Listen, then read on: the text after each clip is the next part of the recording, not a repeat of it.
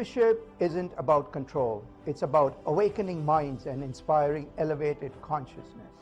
I am Dr. Adil Dalal, and on a Superconscious Leader, we dive beyond the ordinary into the frontiers of neuroexcellence, where AI, neuroscience, and ancient wisdom converge. Together, we'll trade survival mode for a visionary momentum, turning clarity into courage, purpose into performance, and impact into a powerful legacy.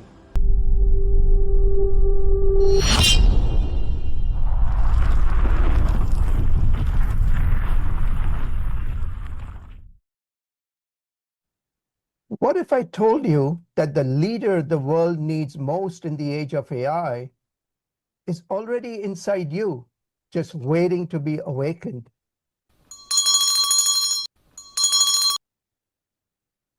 So let's wake up to this new reality. Let's wake up to this new leader, you. Hello, my friends. This is Dr. Adil Dalal. I am the host of A Superconscious Leader.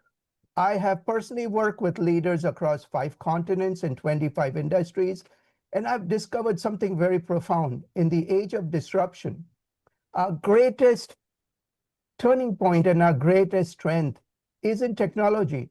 It's assessing the deepest human wisdom. So let me explain. Your conscious mind, it is choppy on the surface, like the ocean. It is reactive, disturbed for every email and crisis. But deep below, at the superconscious level, there is stillness, clarity, and infinite wisdom. Where purpose speaks louder than fear, vision rises above chaos, and you lead from the highest self. Here is what matters. Teams don't follow strategies. They follow energy. They trust the leaders who lead from an anchored self, who are awake and who are completely aligned. AI can process data, but it cannot offer wisdom. It cannot provide purpose. It cannot feel the heartbeat of the humanity. That privilege belongs to us humans. I have personally lived through fear storms, and I'm still standing.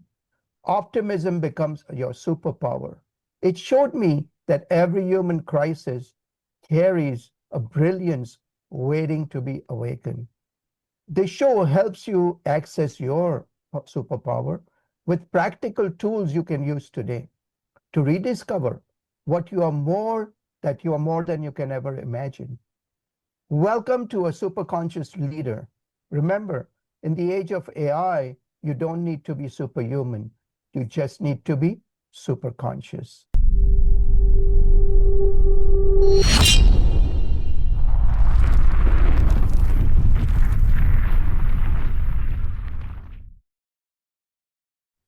So, what happens when a single moment of awakening transforms not just your life, but the lives of tens of thousands of children?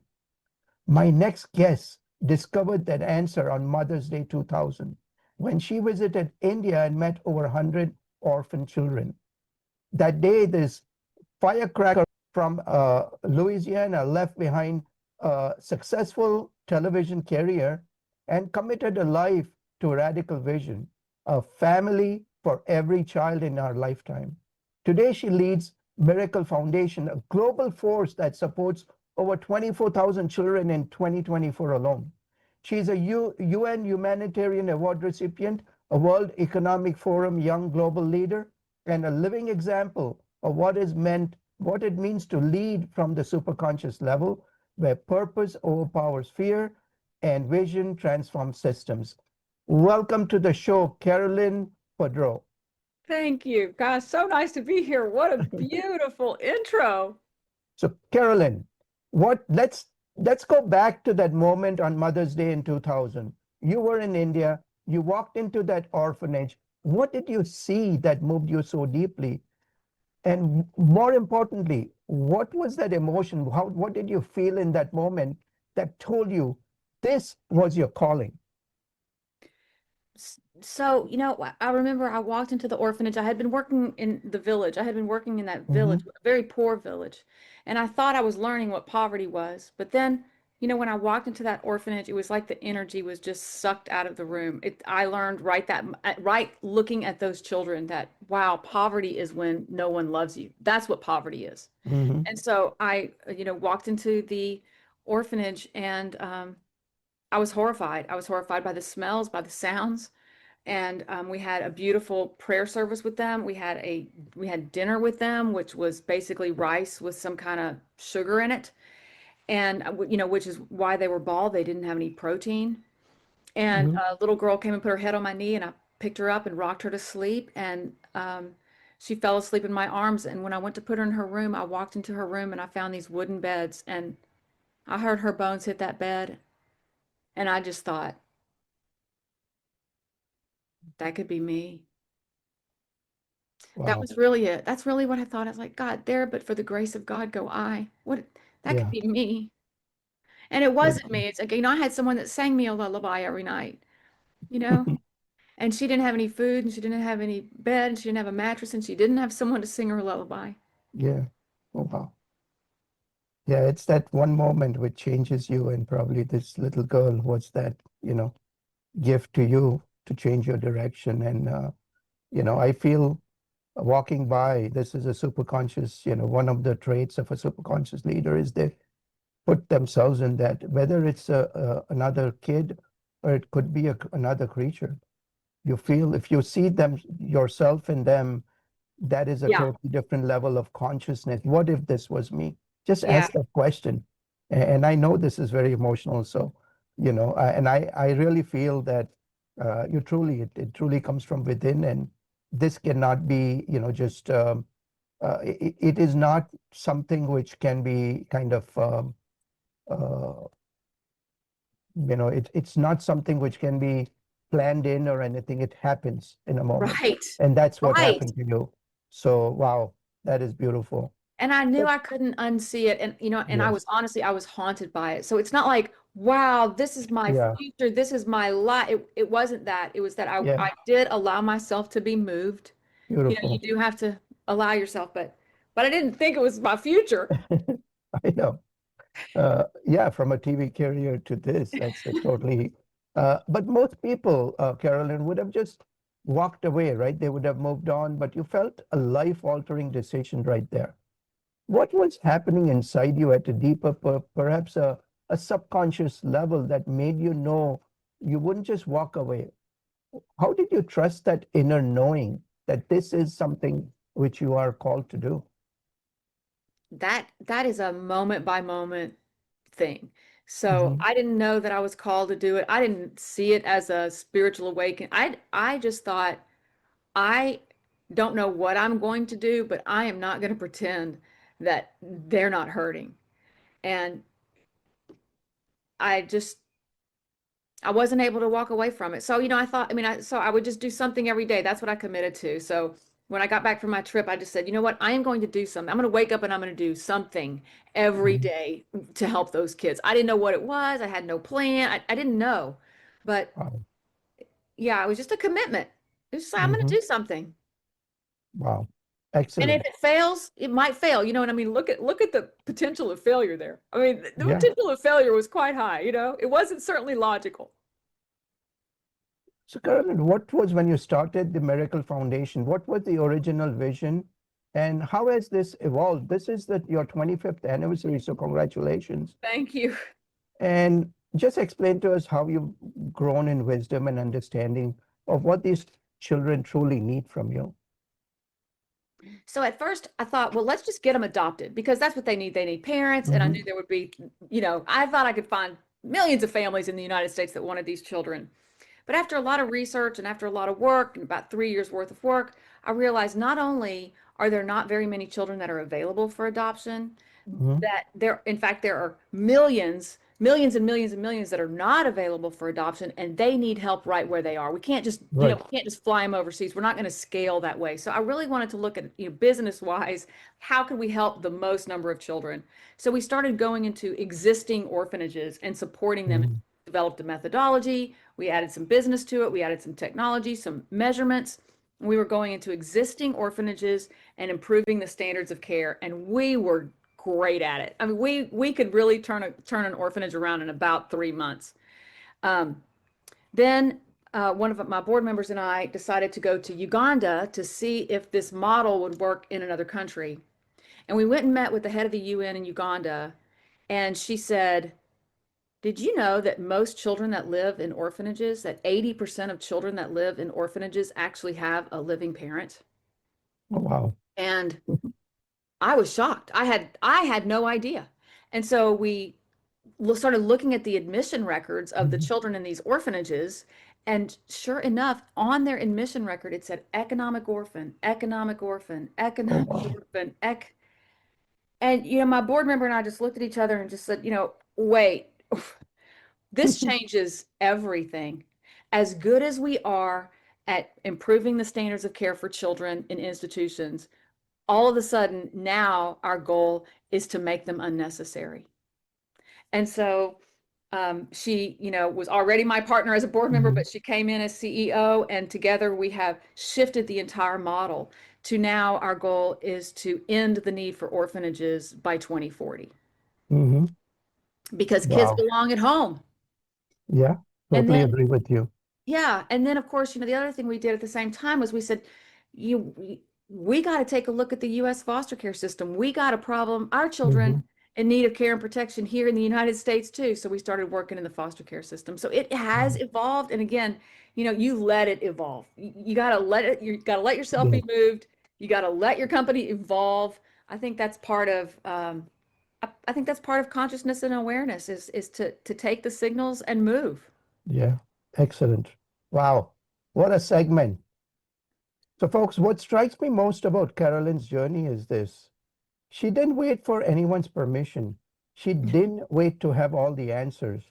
She trusted a deeper wisdom, that superconscious knowing that sometimes you meet your purpose in the most unexpected places. And when you do, the only real choice is to say yes.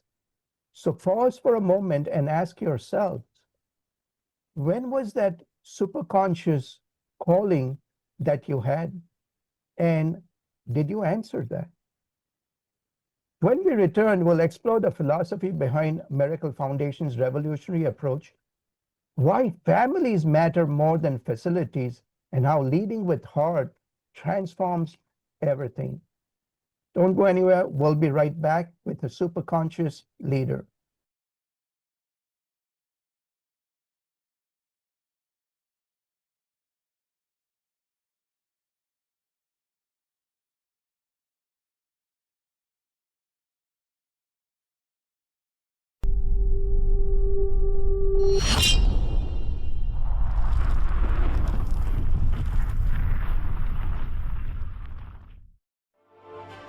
Stay tuned. We'll be right back. Welcome back. We just heard Carolyn's awakening story, the powerful moment when purpose grabbed her and she wouldn't let go. We heard Carolyn's story about how, without the permission from anyone, she really embraced the superconscious state and said yes to that calling. So, but here's what makes superconscious leaders different. They don't respond with emotion, they respond with wisdom. They ask deeper questions, they challenge the assumptions, they see what systems cannot see, the beating heart of humanity. So, listen closely. We're going to go from the awakening into wisdom. So, Carolyn, you built Miracle Foundation on the core philosophy of family based care over institutional care. This is a very different approach than what others are taking right now. For listeners who may not understand why this matters so profoundly, can you explain the psychological and development research that shows why a family, even an imperfect one, is superior to even the best run orphanages? Yeah, well, so we know that children that are raised in an orphanage have an average IQ of 10 points lower than a child that's raised in a family. We know Oh, that are at higher risk of exploitation in an orphanage than you are in a family. And we mm, know that there is no child or parent that if they need help and need to go somewhere when they can't live with their parents would choose to go to a stranger. But that's what's happening. When we put children in an orphanage, we're putting them with total strangers. Yeah. So those are just some of the data. But then you know what? Talk to a child. No child wants to live in an orphanage. They want to be fed, they want to have a chance at an education, they want to break a cycle if they're in poverty, and they want to be loved and they want to belong. None of those things can really happen in an institution. I've talked to so many kids in orphanages that tell me they only knew other children. They never saw another family. They never were out. They never saw a grandmother interact with a grandchild. They only were around other children that were in desperate circumstances. So, you're hearing from the children, they didn't want to be there, knowing that they had parents that if supported a little bit, they would just love to take care of them. It just made sense to us. And then of course the other thing is a family is sustainable and an Mhm. orphanage is not. Yeah, totally agree. And in my research, I found similar things. So, from a neurological point of view, there was a study done in a Russian orphanage, and for people who were placed there even for 6 months, the brain structure was very different than the regular kids. The prefrontal cortex was not forming, and the impact was for life. It was not just Yeah. during the time, no matter what you do, because in the early stages of life, what those connections need to be made, if they are not made at the right time, you've lost it, for a very long time. So, and maybe forever. So I'm so glad you're doing this, Carolyn. So now you're reuniting children with biological families when possible and supporting foster families and preventing the families from separating in the first place. So this is a very nuanced work, right? How do you navigate the complexity, especially when some of the biological families have failed these children before already? And what determines whether a family is truly safe, stable, and permanent to take care of the children? Yeah, I love that question. So, one of the first things you do is you talk to a child. The average child in the world in care is 8 years old. And if you Mm. ask a child, if you ask a child in care and say, would you like to go with someone that loves you? Who can you go home to that loves you? Most of them will know somebody that loves them. So giving children some agency is actually a pretty new phenomenon. We have treated Mhm. them like, like they were widgets before, where it's like, Yeah, problem with the family, we're just going to put you here. We can't do that anymore. We have to put them at the center of the solution. And so that's how we started. We would go right. to the orphanages. We would tell kids we were having a lunch and learn. You guys invite somebody that loves you. And so many times, 100% of the kids would have someone show up. And Yeah, so then you start there. Then you evaluate that family and you evaluate them on 5 well-being domains. And you say, excellent. what are they going to do for education? What are you going to do to Mm. bring money into the family? What are you going to do for your living conditions? What are you doing about your health and mental health? And what are you doing about your social relationships? Who's in this family that might need Yeah, some help? And so once you evaluate a family on that, then you can fill in those gaps, walk yeah, alongside the family to fill in those gaps, and then ultimately mm, reunite the child and then stay with them over time. yeah. Very much like an Wow. adoption. We do some post-placement visits. We, make sure that they're safe and helping the child be in the center of the decision making is number one. And then communicating with the child, like asking the child, Oh, if something goes wrong, who do you want to call? So you're not dependent on some case manager to figure it out. The yeah, child has told you that he trusts his first grade teacher and he's going to call that first grade teacher. And, excellent. yeah. And then, the first grade teacher never waits for the phone to ring. The first Yeah. grade teacher is going to take him to ice cream. He or she's going to dig in. So, really, putting children at the center of the solution is a really pretty big part of it. Oh, it is really, I mean, what you're It's so doing. obvious, right? Not many people can have the patience and the love. It's almost like what Mother Teresa did with people in Calcutta. So thank you for doing what you're doing, Carolyn. It's really a blessed work. Thank you. And so full of dignity. It's so Mhm. full of dignity. They're all so Absolutely. proud of themselves. They're the ones doing it. Those families are the Yeah, ones fighting to win each other back. And when they do, they just have conquered so much. It's just beautiful. totally agree. So, Carolyn, over 25 years, what's the most important lesson you've learned, and what children truly need to flourish? So, what is that one thing, that you wish you knew on day one about the children? I wish I knew that every child just needs one. They all just need one. They need one hero in their life. Uh, You've never been to an orphanage. You've probably never been in the foster system, but you've had lots of teachers. And yes, that teacher that really believed in you? Remember that teacher? totally agree. I mean, changed you, right? Changed Yeah, you. That is I wish that's what I knew in the very beginning. They only need one. yeah, that's so true. Um, my uncle lived in Canada, and when he passed away, we found a note in his this that I don't need a garden. I just need that one rose. Yeah. And that is what is so true, is that that can be the anchor which takes you through life and through difficulties. So very true, very well said. Uh, thank you, Carolyn. Carolyn, are you ready to play a quick a round of Superconscious speed round in five Yes. minutes? Yeah, let's do that. Okay. So what I'll do is I'll ask you a question, and don't think, just trust your superconscious, and we're going to give a very rapid fire, immediate answer. Okay. So let's do one of them first. I'll have to read those out. So one word that describes your leadership style. Courageous. Oh, beautiful. Uh, the emotion you feel most when you see a child reunited with a family. Humbled. Mhm. If you could whisper one truth to every leader in the world, what would that be? Heart. Heart. Beautiful. The moment you felt most afraid in building the miracle foundation. Every day. Ongoing. I'm Okay. afraid every day. Wow. That's so true.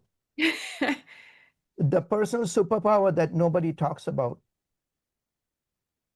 Persistence. Mhm. Yes. Complete this. The world would change overnight if everyone just dash. Did their part. Yes. The book, the movie, or song that shaped how you see leadership. Good to great. Ah, beautiful. It's one of my favorites too. Yeah, so good. One thing that you would tell your younger self on that first trip to India. You've got this. Oh, wow. I thought you would say, don't go. No, oh, I'm so glad I went, I know, I know. India is blessed to have you. Uh, the quality you look for when hiring someone at Miracle Foundation. Passion. Also. When you're And exhausted and passion, can I just say, passion, the definition of passion is the willingness to suffer for another. That's the definition. yeah, Yeah. So, okay. absolutely. Yeah. Thank you. And when you're exhausted and losing hope, what restores you, Carol? That's the last one. Play. Ah, Yeah. yeah. Work hard, play hard. Love that. Play, dance, ride a bike, Yeah. roller Be- skate, fun. Very Yeah. true. Yeah, that's true. Bring you back into the center. So that's Yeah. beautiful, Carolyn. That is what superconscious leader sounds like, folks. No filter, no overthinking, just bare truth. So, coming next, we'll dive deep into the practical side, the programs, the strategy, the metrics. Those are not cannot be discarded even in a nonprofit. So how do you transform a beautiful philosophy into measurable impact and change tens of thousands of lives? So don't go anywhere, folks. We'll be right back with a super conscious leader.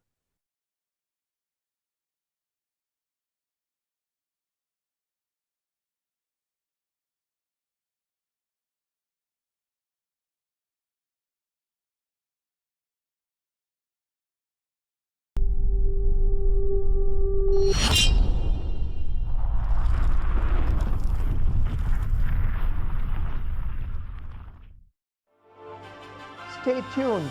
We'll be right back. Folks, welcome back to A Super Conscious Leader. We're back with Carolyn Boudreaux, and we've explored the heart and the soul of Miracle Foundation's mission, the awakening moment, and the philosophy of family over institutions. So Carolyn isn't just a dreamer, she's a builder. In 2024 alone, Miracle Foundation supported over 24,000 children. That doesn't happen by accident. It happens through strategic thinking, rigorous measurement, and the courage to tackle complex systems. In this segment, it is about the how, the practical nature of how to take a heart-centered mission and scale it with precision and accountability. So Carolyn, before we get started in this segment, could you just tell my audience how can they find you and where would be the best website for them to go to for you to get in touch with you? It's miraclefoundation.org. Thinking that the children are the miracle and they just need a foundation. So Oh, wow. miraclefoundation.org. What a beautiful name. I love it. Love it. So, Carol, can you break down Miracle Foundation's main programmatic pillars for us? When you look at your work, what are the major strategic initiatives or buckets that everything falls into? That would be very helpful for our audience. Yeah. So I'll give you the philosophy first, or the analogy. The analogy is, if you're walking down the street and you see a baby drowning in the river, the only appropriate response is to jump in the river and save the baby. And that's Mm-hmm. what I did with Shibani Das. I saw these children in an orphanage. I jumped in the orphanage and started taking care of the babies. But what happens is, then you see another baby in an orphanage, you see another baby that's trafficked, you see another baby that's in foster care, you see another child that's not going to get educated. And we spend so much time in the river saving the babies that we Mm-hmm. never look up on the bridge and see who's throwing them there in the first place. Why are they in the river in the first place? And Wow. when we took a step back and we started saying, why are they separated from their families, be it to Mm-hmm. trafficking, to early marriage, to child labor, to an orphanage? Why are they separated? And they're separated because of the breakdown of the family. Yeah. And so we went all the way upstream and we started figuring out, what is it that a family really needs? What are the components that a family has to have? And we found the five social drivers of health, which they need: the family and social relationships. Who's in that family? What are the dynamics? Is there addiction? Is there fighting? Is there a Mm-hmm. step parent? What is going on? Who is in? Who are the relationships? Then you look at the income. A family has to have an income. What are they doing to bring in money? And Mm-hmm. is that a missing hole, or is that a gaping hole? And then you have to look at education. How are these Right. kids going to be educated? Then you look at living conditions, and then you look at the health and mental health. So we developed a scale. We call it the Thrive scale. We developed Mm-hmm. a scale. We put impact indicators behind each one of those five well-being domains, and a social worker can go in and evaluate a family based on those five well-being domains to see where they are today in meeting the rights of the child. And Mm-hmm. then, because it's on a piece of technology, it has some AI in it, and it can suggest interventions. So, for example, if a woman is a widow Mm-hmm. and she lost her children because her husband died, then there's something called a widow's pension. But Yeah. you got to have a death certificate. So the social worker now knows, oh, this lady might be uh, a candidate for the widow's Right. pension. But so then you got to help her get all that. So figuring out what the family's missing, and then figuring out the interventions to do that, and then Right. timing the interventions so that they come in a timely manner, because it doesn't help if you wait 5 years to get her the widow's pension. She needs the widow's Right. pension in the next 9 months. Exactly. Excellent. Thank you, Carolyn. Excellent answer. And, Carolyn, and just give me, it is a methodology. So it's a yeah, rep, you can repeat it over and over. That's how you can take care of good. 24,000 children, because you're Yeah. doing the same process over and over again. Yeah. So, Carolyn, now that you're working both internationally and you're in the United States with the foster care system, how does Miracle Foundation engage with the US foster system? And how does it adopt? Are the same systems adoptable here? And how do you avoid that system churn which happens in a foster system here? So, one of the things we've learned about systems change, and the work that you do upstream, is you don't want to create a parallel system. You want to work with the current system. So we work with people that are already working in the system. Our Mm, work is working through social workers. So social workers are the ones that the state hires to take care of these children and families. So we give them a methodology, we give them mhm, technology, We give them attaboys. We give them Mhm. efficiencies. We make their life so that they can actually do their job and leverage some common sense instead of just Wow. leveraging, the law Yeah. of the land. And so we partner with case managers and social workers at the state level. And so the other thing about systems change is what you want in a nonprofit, you should have outcomes. I mean, there's no Mhm. doubt about that. You're pouring money, you're pouring time, you're pouring resources. Exactly. But what happens when you leave? Have you Mhm. left that system stronger or weaker? And when you partner with the already existing system and you make it stronger, when there's Mhm. an exit, which there should be an exit, when there's an exit, you've left the system stronger instead of weaker. And that is the power of upstream thinking. Wow. So if we were to look at your work across the world so Mm, far, how many mm. lives have you touched and changed? Could you just estimate? I, I really couldn't because we talk about the children, but most of those children have a sibling. Yes. And most of those Yeah. siblings have an aunt or a grandmother or an Yeah. uncle or somebody that is so Very true. glad to have them back in their life. And then there's something, and you know this, there's something about being the givers. We're so blessed to be the givers. And for all the givers that Yeah. we've got, all the people that are supporting and donating and pushing this work forward, giving us a megaphone like you're doing, there's something in that for us too, isn't there?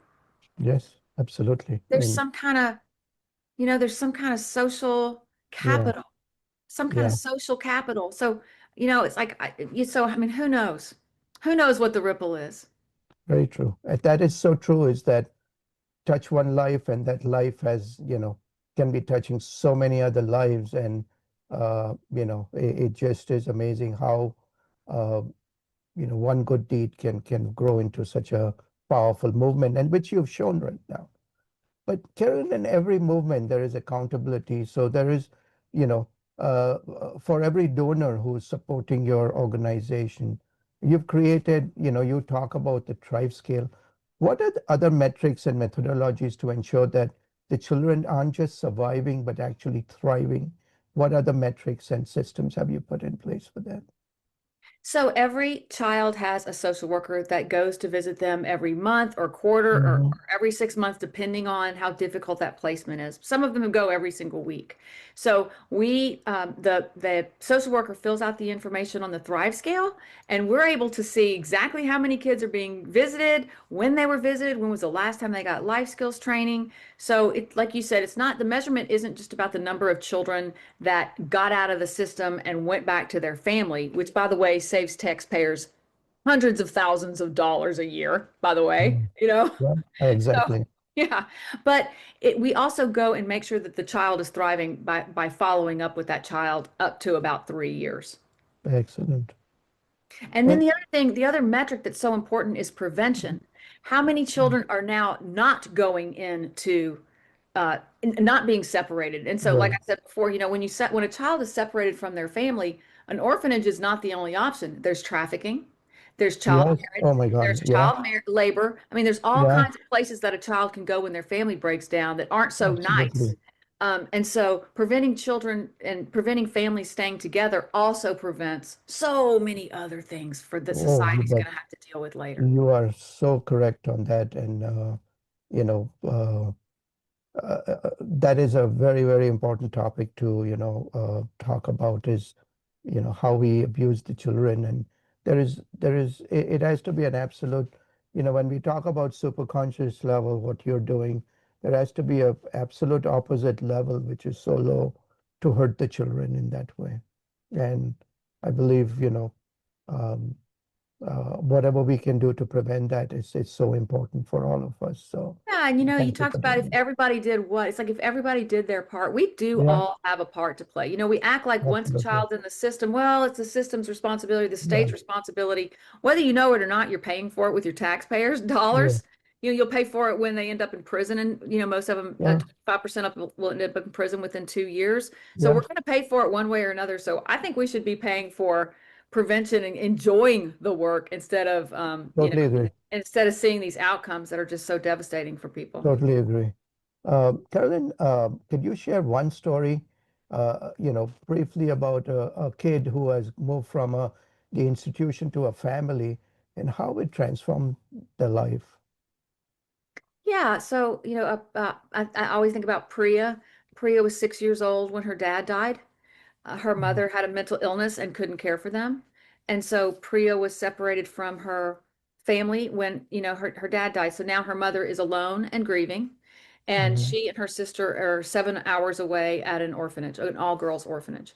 And Right. they go to the orphanage. Miracle Foundation goes to the orphanage a few years later and says, let's have a lunch and learn. If there's somebody that loves you, invite them. She invited her grandmother. Mm. Her grandmother was super happy to take care of them, take them back. But she said, listen, we have a terrible school in our village. I'll take them back, but you got to help me make sure these girls get a good education because our village school is bad. Right. So we said, great, we will pay for education and Wi-Fi and transportation. Mhm. We'll help fix your roof and we'll buy them the furniture. And Mm. we did that, and the family got back together. And not only are they all back together, but they're with an aunt that lives next door. They're with their Mhm. grandmother. They had another brother that had already been married. They're with him, and that kind of stuff doesn't happen without intervention. Yeah. She's in college today. Priya is, and she's a spokesperson for Miracle Foundation. Oh, She's wow. amazing. Yeah. That's And amazing. there's thousands of stories like that. Yeah. And the Wow. way they fought for each other. Beautiful. That's complete coming full circle there. So, wow, that's amazing. You've just created another, duplicated someone, like you. So, thank you for doing that. And Um, that family is committed to making sure that no one in that village gets separated. So they wow. know the deal now, and they make sure that if there's a problem with the family, that they let us know. Yeah. So, folks, as we come to the end of this segment, there's something very powerful about a leader who hold both heart and head together, who can very deeply move a child's, story into that next level where they're building some systems, and through the kid, they are serving thousands of others. So here's what separates good intentions from lasting impact. That's what makes a difference between charity and true transformation. This is what a legacy is built on. So in the next segment, we're going to talk about Carolyn's vision for the next decade or the next 25 years of Miracle Foundation and the mission. And she wants a mission to end orphanages by 2040. So this is going to be her legacy, and we're going to talk to her more about how she plans to achieve that. So don't go anywhere. This is going to be a fantastic segment. Thank you.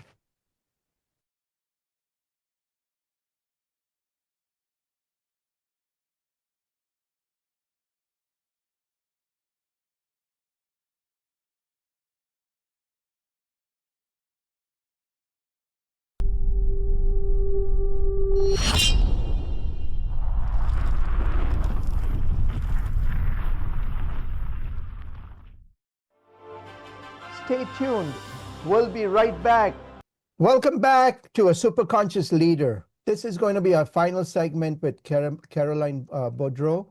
We've traveled from awakening movement through the philosophy that drives her work into the strategic systems, the practical impact she is creating. Now we arrive at the question of every superconscious leader must ultimately face. What is the legacy you are creating? Carolyn has set an audacious, okay, big, hairy, audacious goal to end the need of orphanages globally by 2040. That's not just a vision, it's a declaration. It's a refusal to accept the way things are in the way and the things that the way they must be. Correct? It's questioning the status quo.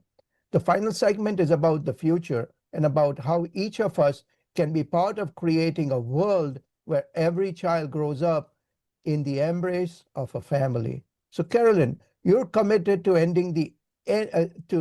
committed to the need of ending orphanages globally, not just in India or US, globally by 2040. That's a moonshot goal. What does that roadmap even look like for the next 5 to 10 years?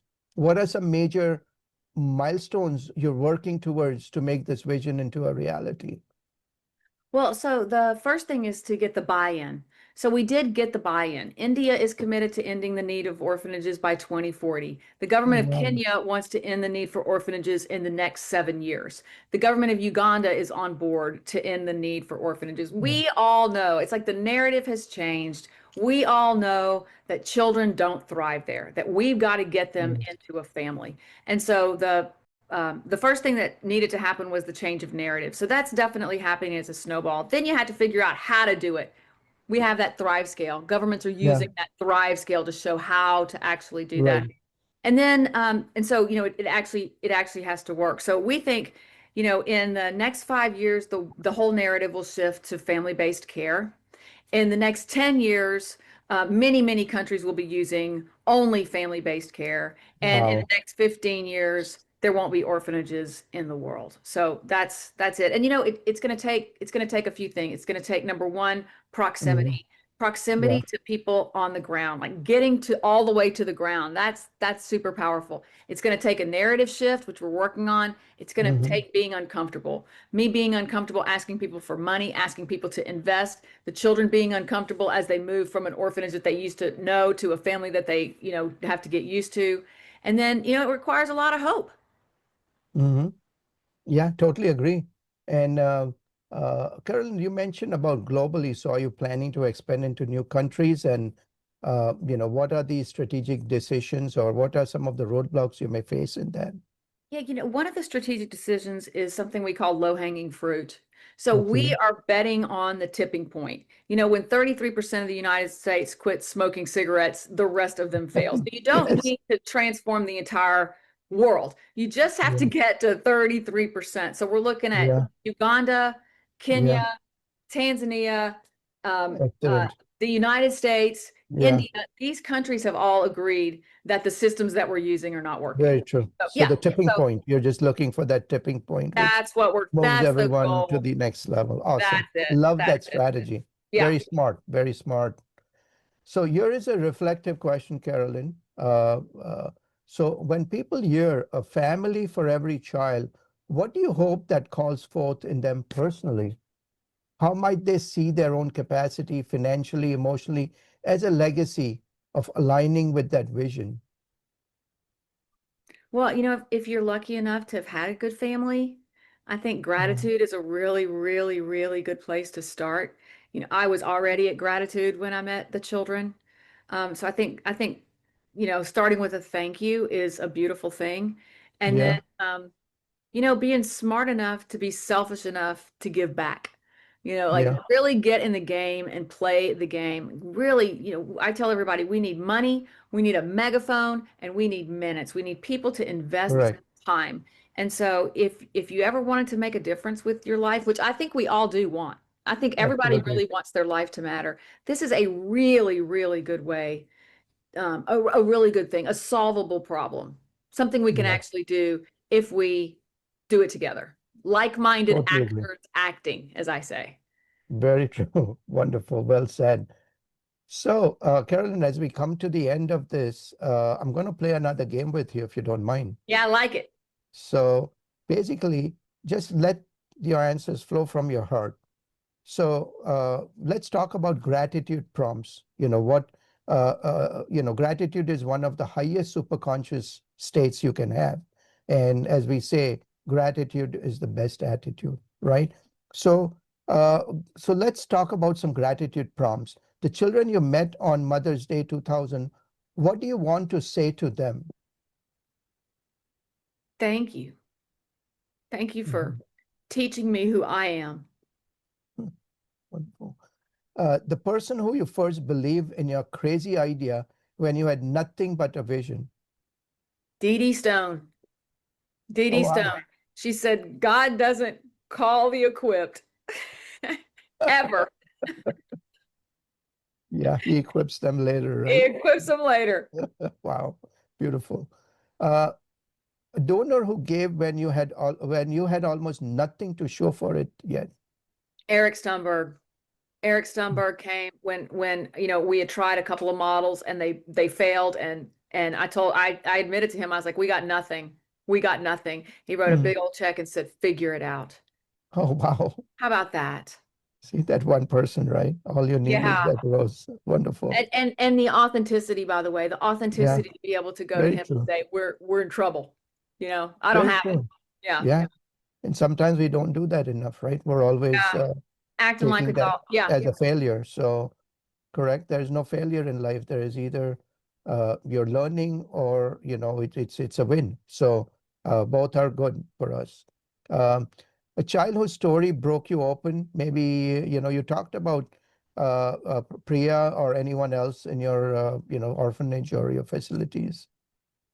Oh, there's just some children whose families don't love them. And I know these children. It's like, how can anybody not love them? What's Yeah, wrong with you? Like, what happened to you to make you not love them? It really blows my mind because they are all just such precious angels and yeah, deserving and wanting to be loved and belong. So, beautiful. yeah.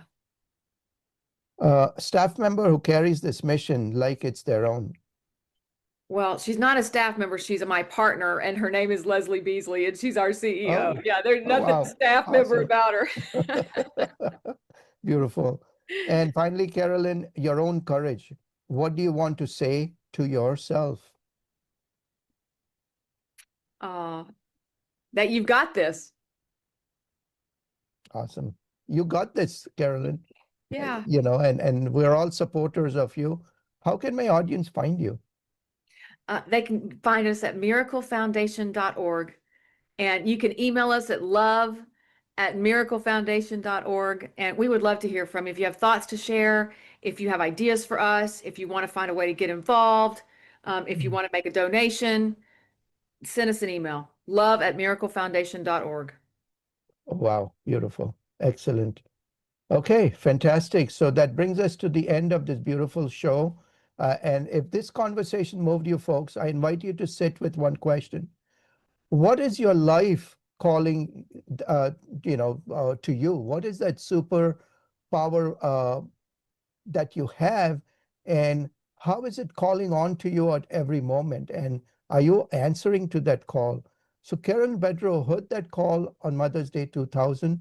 She said yes, and today she's transforming lives across the planet. So how can we, stay awake, be in that moment to be ready for that calling? Keep that in mind till we meet next time. So until next time, stay awake, stay aligned, lead from the most inspired state. This is Dr. Adil Dalal. I am your host to the Superconscious Leader. Remember, in the age of AI, you don't need to be superhuman. You just need to be super conscious.